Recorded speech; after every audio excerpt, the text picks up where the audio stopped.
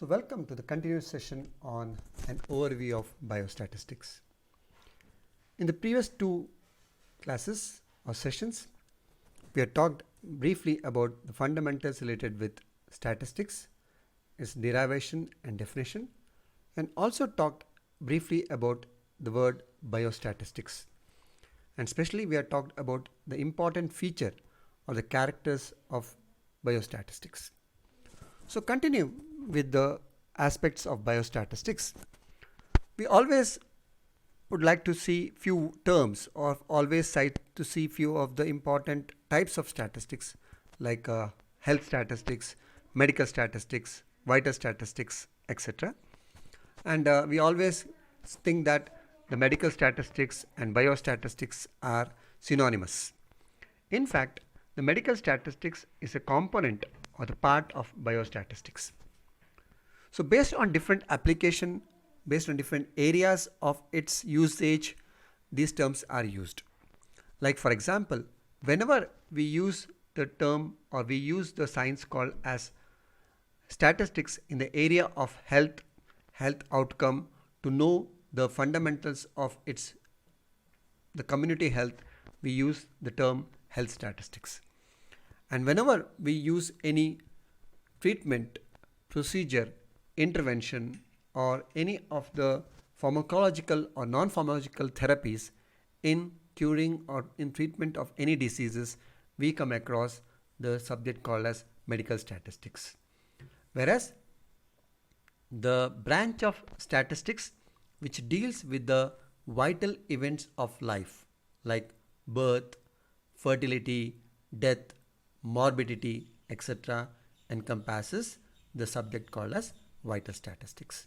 So based on different applications, there are different components or branches of biostatistics, where health statistics is related with understanding of health related parameters, medical statistics is about disease management or intervention, and vital statistics is recording of the vital events of life.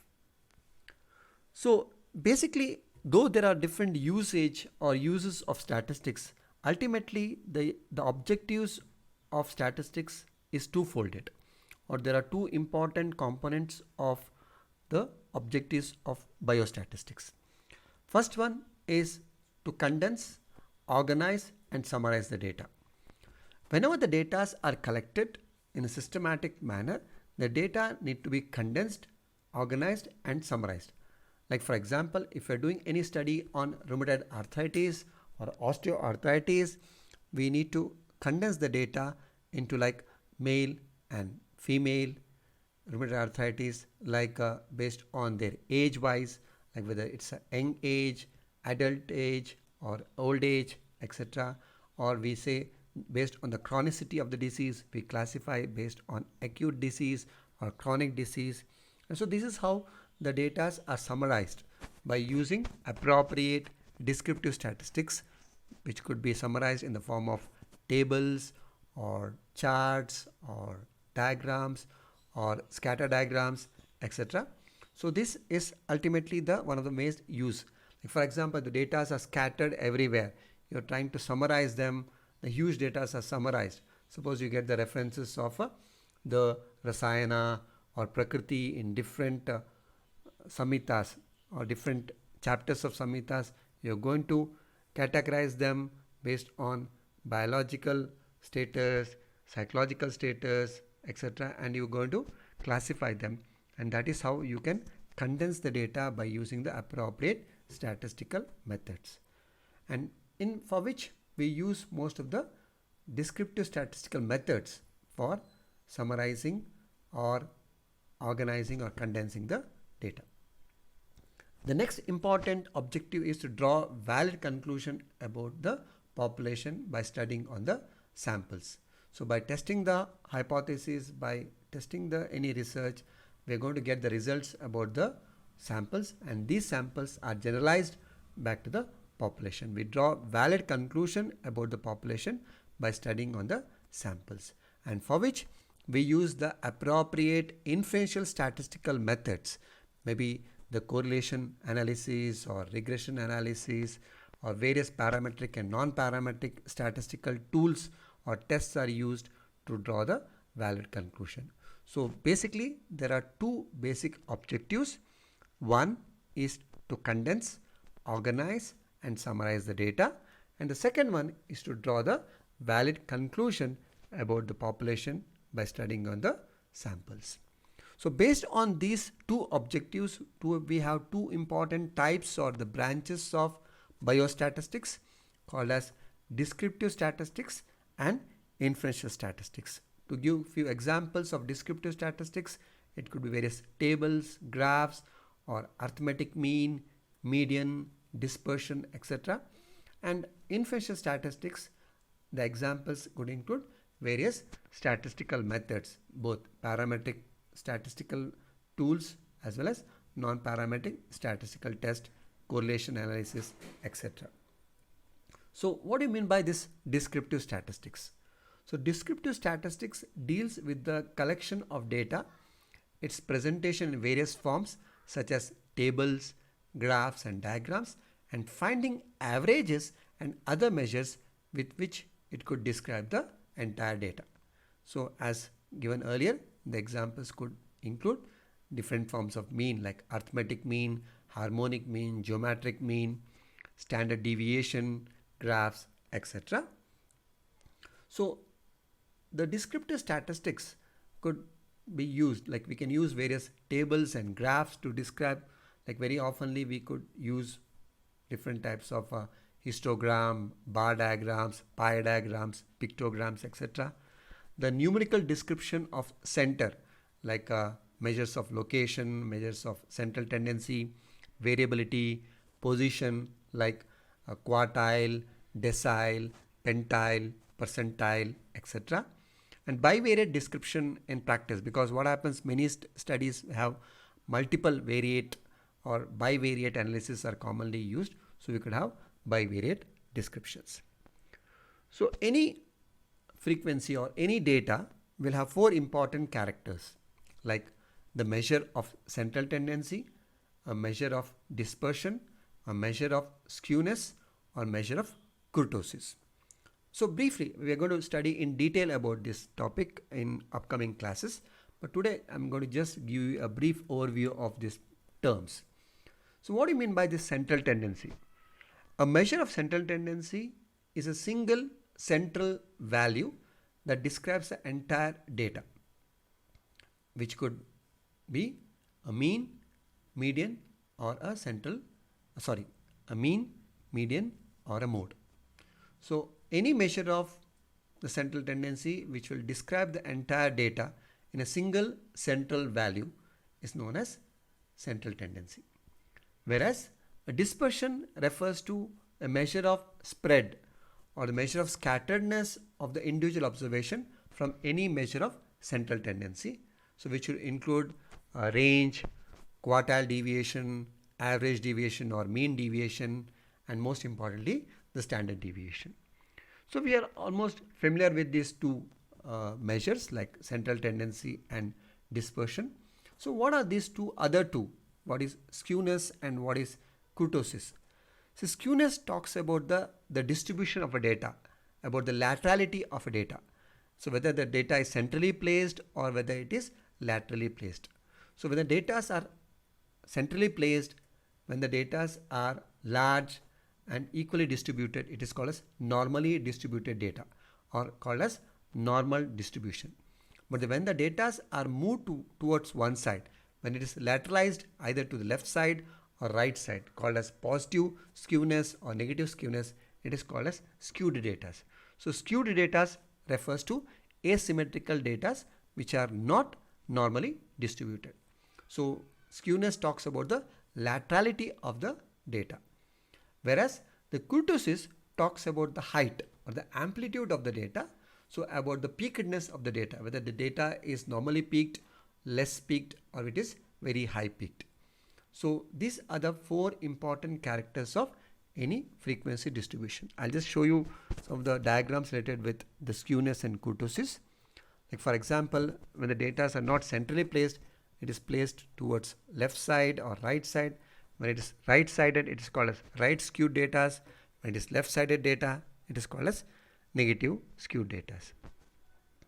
So then the kurtosis, as I talked earlier, it talks about the peakedness or the amplitude. The data could be normally peaked, called as normally peaked. When it is too high or too long peaked, it is called as leptokurtotic. When the data or the distribution is flattened, it is called as plateaukurtotic. So these are the abnormal amplitude related with any of the characters. So these are very important to understand the basics so that the appropriate statistical methods can be selected in cases of any of the studies. So coming to the inferential statistics deals with all the techniques used for the analysis of the data, making estimates and drawing conclusion from limited information obtained through sampling and testing the reliability of the estimates. Like for example, various statistical tests like a t-test, maybe paired t-test and unpaired t-test or independent t-test, ANOVA, etc. are an ideal example for the inferential statistics. See, because these statistical tests will help the investigator or the researcher to prove or disprove a hypothesis. So that is where they all come under the category of inferential statistics. At the same time, the statistics has few limitations, or biostatistics has some basic limitations. Like the statistical laws are true on average. The interpretation or the outcomes are expressed in terms of average. They are expressed in general, but do not speak about the individual observation. About individual cases, we do not mention in case of this biostatistics. The outcome is expressed as an average. The methods are best applicable for the quantitative data. Very oftenly, the statistics are applied for the numerical data or the numbers or the values, maybe a discrete data or a continuous data, etc. But it is very difficult to apply the statistical methods for a qualitative data or attributes or characters. The numerical cannot be applicable or applied to the heterogeneous data. So when the data are different, there are differences in the the age wise or the socioeconomic wise or occupation wise. There are a lot of heterogeneous data. The statistical application becomes difficult. Then if sufficient care is not exercised in collecting, analyzing and interpreting the data, statistical result may be misleading. So what happens if sufficient care is not given, then the data which we are collecting or analyzing or interpreting may not be appropriate. So a lot of care should be taken whenever you are using the appropriate statistical methods. That's the reason why only a person who has expert knowledge of statistics can handle the statistical data efficiently. Otherwise, we could end up with various ethical or publication ethics like falsification of the data, fabrication of the data, etc. can be done. So if a person has a proper knowledge, because it is not the science which need to be blamed, it is the user who has to take the responsibility of using this science to the appropriate measures. But in spite of all the precautions and all the necessary expertise, some errors are possible in statistical decision. In particular, inferential statistics involves certain errors which could be sampling errors or decision making errors. We do not know sometimes whether the error has been committed or not. Sometimes it is a bit difficult, but we cannot totally nullify the errors, but always the efforts can be taken to minimize the errors in case of statistics. So why exactly do we need a biostatistician in any research team? As I said, he should be involved right at the beginning of planning of any research to identify and develop the treatment protocols for the disease and estimate their effects, to identify the risk factors for disease. Like suppose you want to know the different risk factors, like what could be the causes for any disease, like what could be the risk factors for heart diseases, congestive cardiac failure, or diabetes, osteoarthritis, for different cases of kushta. Like all the biomarkers, risk factors can be identified by using the appropriate design and appropriate statistical methods.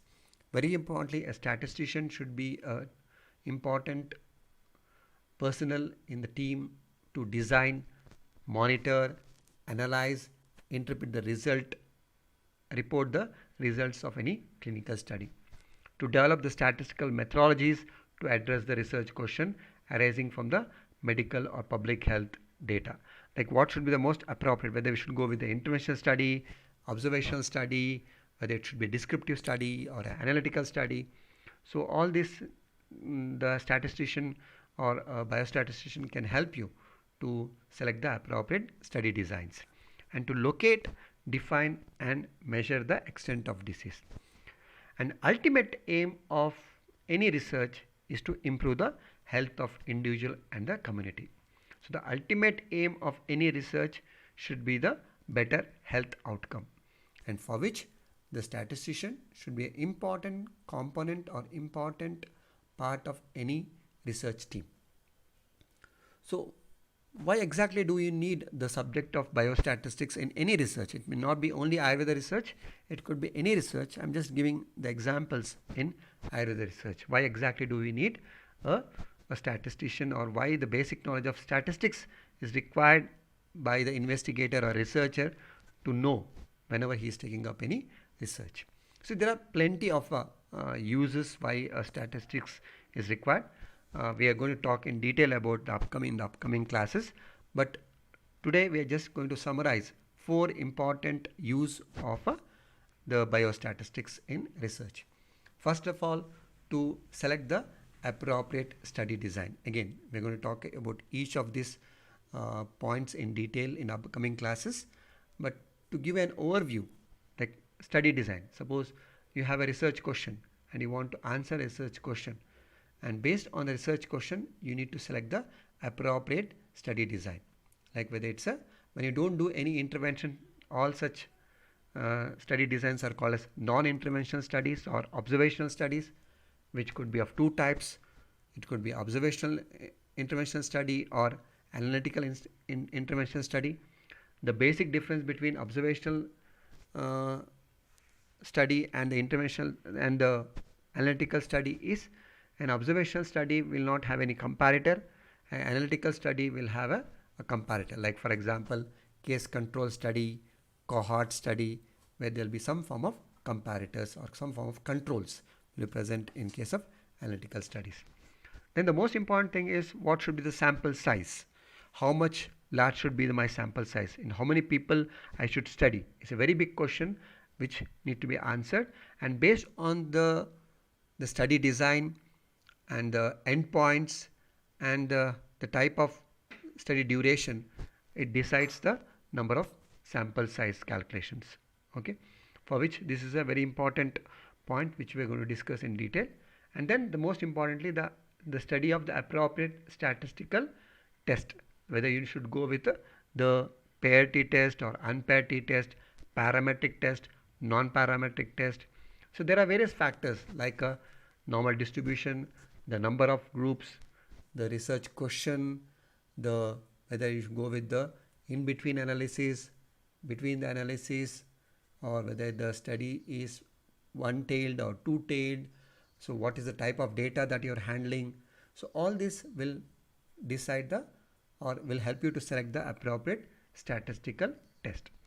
And whenever you want to go for publication or whenever you want to go for scientific writing, the use of appropriate statistical method is very, very important, because without applying the appropriate statistical methods, most of the high impact journal will not select your studies. So applying the appropriate statistical methods, design, the sample size calculation becomes a prerequisite for any good publications. So these are some of the important uses of biostatistics in Ayurveda research. We are going to talk in detail about this in the upcoming classes, but as an overview of this topic, we have briefly talked about the fundamentals of the subject. So we have talked about biostatistics initially, then coming to the basics of biostatistics, then talked about the objectives, branches and limitation of biostatistics, and in the end briefly about the use or the application of biostatistics in Ayurveda research. So to conclude, he who accepts statistics indiscriminately will often be duped unnecessarily, but he who distrusts statistics indiscriminately will often be ignorant unnecessarily. Let's not be ignorant about these subjects. Let's make all the efforts to learn about the basics of statistics so that we can apply at the appropriate area and draw the appropriate conclusion about our studies. So the references for most of my presentation today was from this particular reference of using statistics in research by Walters. And a word of caution, there's always a world of difference between truth and facts. Sometimes facts can obscure the truth. So thank you very much for this session. So hope to come back with few more interesting topics on biostatistics. Thank you one and all.